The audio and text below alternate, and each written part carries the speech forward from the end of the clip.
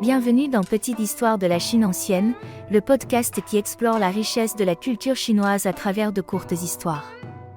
Aujourd'hui, je voudrais vous raconter l'histoire d'un empereur très différent, peut-être le plus religieux, le plus contradictoire, et le plus tragique de l'histoire chinoise, l'empereur Wu de la dynastie Liang, de son vrai nom Xiao Yan.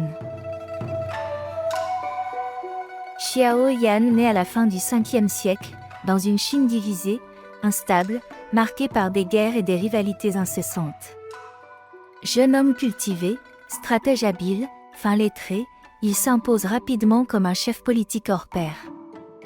En 502, il renverse la dynastie des Qi et fonde la dynastie Liang. Les débuts de son règne sont remarquables. Il restaure l'administration, protège les lettrés, allège certaines taxes et cherche à stabiliser le pays. À ce moment-là, tout semble annoncer un grand empereur confucéen, soucieux de l'ordre et du bien commun. Mais peu à peu, quelque chose change. Avec l'âge, Xiao Yan devient un bouddhiste fervent, convaincu que le salut du royaume passe par l'accumulation de mérites religieux. Il fait construire et restaurer d'innombrables temples, protège les moines, finance les traductions de sutras, et transforme la cour impériale en véritable centre bouddhique. C'est sous son règne que se consolide une tradition encore très présente aujourd'hui, le végétarisme des bouddhistes chinois. Plus largement, il contribue à façonner une culture où confucianisme, bouddhisme et taoïsme cessent de s'opposer frontalement et commencent à coexister. Mais pour Xiao Yan, la foi ne reste pas symbolique. À plusieurs reprises, il abdique temporairement, se rase la tête, revêt la robe monastique et entre dans un monastère comme simple moine. Problème, il reste empereur.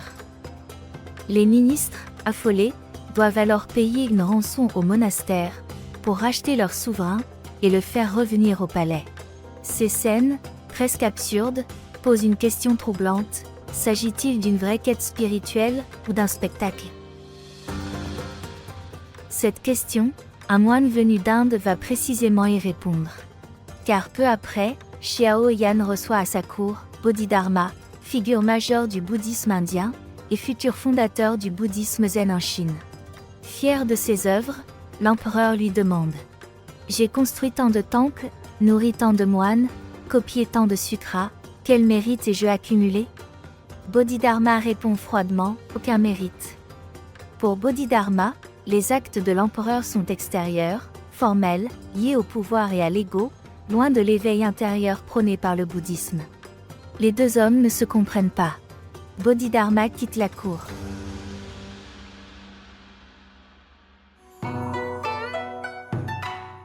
La fin du règne est à l'image de cette contradiction. Obsédé par la religion, l'empereur néglige peu à peu les affaires militaires et politiques. En 548, le général Rojing se rebelle et assiège la capitale. Le palais est encerclé. Les secours n'arrivent pas. Et Xiao Yan, autrefois tout-puissant, meurt de faim, prisonnier de sa propre capitale.